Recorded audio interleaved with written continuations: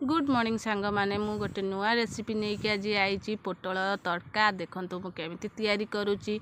प्रथम पोटल को भल भाव काटिकिनी ताकू धोई धोईकिनी लाल करी हलदी लुण दे भाजी दबा।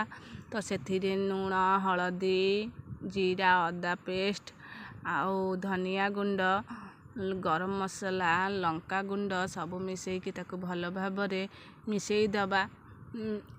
से 5-10 मिनट को भल से मिसेक मो टिफिन टा छोट से कड़े में देखे दूसरी टिफिन ही मिसे भल हुए तो बहुत हो जाइए भल से मिसई दबा। मिसेक टिफिन सब पूरे दबा तेजपत्र टिके आउ टिके सोरिष तेल पकईकिनी भल से मिक्स करदबा।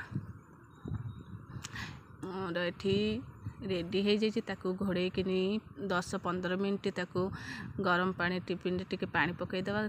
टिके गरम पानी रे भपा कराहब।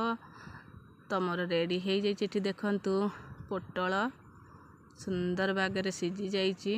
आपन को चामच रे उठेकी देखौची देखंतु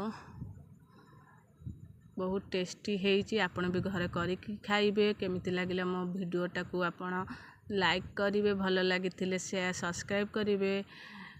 बाय।